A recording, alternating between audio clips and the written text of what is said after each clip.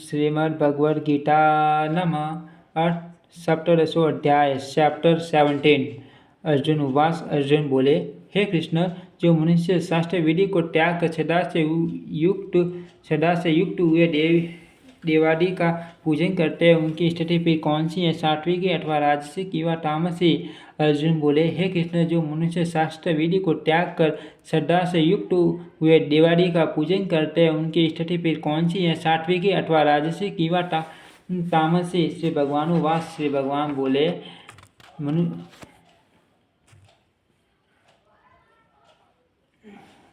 भगवान बोले, मनुष्य के वह शास्त्रीय संस्कारों से रहित केवल स्वभाव से उत्पन्न श्रद्धा सात्विकी और राजसी तथा तामसी ऐसी तीनों प्रकार की होती हैं, उसको तू मुझसे सुन। हे भारत, सभी मनुष्यों की श्रद्धा उनके अंतःकरण के अनुरूप होती हैं। ये पुरुष श्रद्धा में हैं, इसलिए जो पुरुष जैसे श्रद्धा वाला है वह स्वयं भी वही है। सात्विक पुरुष देवों को पूजते हैं, राजस पुरुष यक्ष और राक्षसों को तथा अन्य जो तामस मनुष्य हैं वे प्रेत और भूत गणों को पूजते हैं। जो मनुष्य शास्त्र विधि से रहित केवल मन कल्पित घोर तप को तपते हैं तथा दम और अहंकार से युक्त एवं कामना, आसक्ति और बल के अभिमान से भी युक्त है, जो शरीर रूप से स्थित भूत समुदाय को और अंतःकरण में स्थित मुझ परमात्मा को भी ग्रस करने वाले हैं, उन अज्ञानियों को तू आसुर स्वभाव वाले जान। भोजन भी सबको अपनी अपनी प्रकृति के अनुसार 3 प्रकार का प्रिय होता है, और वैसे ही यज्ञ, तप और दान भी 3 प्रकार के होते हैं। उनके इस पृथक पृथक भेद को तू मुझसे सुन।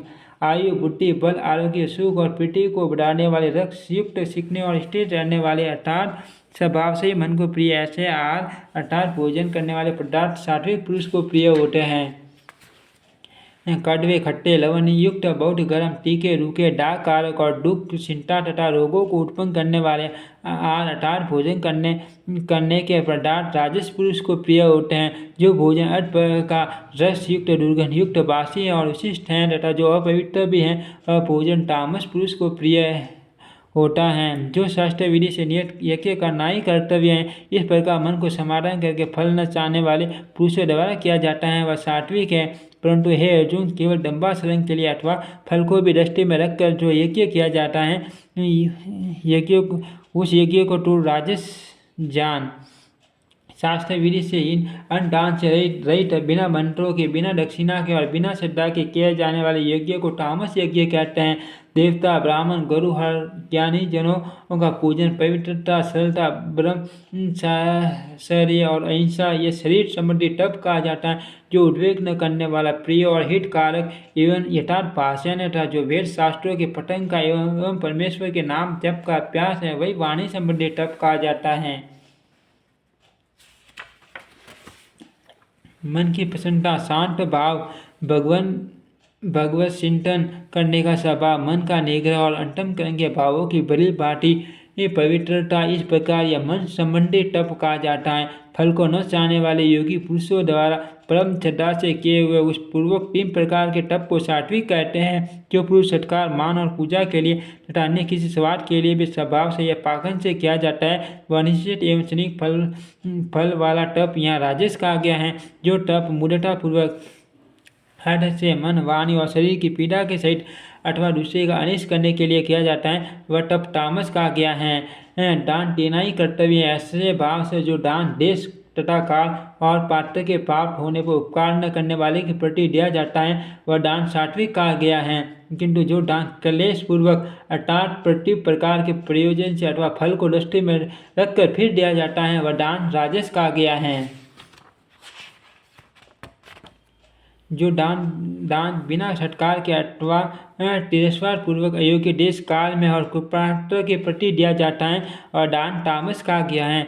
ओम तत्सत। ऐसे ये 3 प्रकार का सच्चिदानंद घन ब्रह्मा का नाम का है। उसी से सृष्टि के आदि काल में ब्राह्मण और वेद तथा यज्ञादि रचे गए हैं। इसीलिए वेद मंत्रों का उच्चारण करने वाले श्रेष्ठ पुरुषों की शास्त्र विधि से नियत यज्ञ, दान और तप रूप क्रिया सदा ओम इस परमात्मा के नाम को उच्चारण करके ही आरंभ होती है। तत् नाम से कहे जाने वाले परमात्मा का ही ये सब है। इस भाव से फल को न चाहकर नाना प्रकार की यज्ञ, तप रूप क्रिया तथा दान रूप क्रिया कल्याण की इच्छा वाले पुरुषों द्वारा ही की जाती है।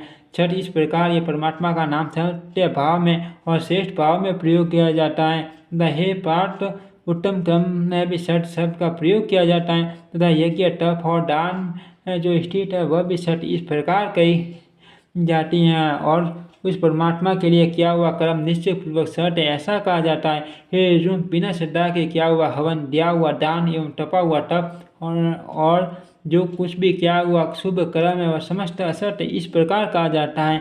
इसलिए वह न तो इस लोक में लाभदायक है और न मरने के बाद ही। ओम तत्सदिति श्रीमद्भगवद्गीतासु उपनिषत्सु ब्रह्म विद्यायां योग शास्त्रे श्री कृष्ण अर्जुन संवादे श्रद्धा तय विभाग योगो नाम सप्तदशो अध्यायम समाप्त। ओम श्रीमद्भगवद्गीता नमः।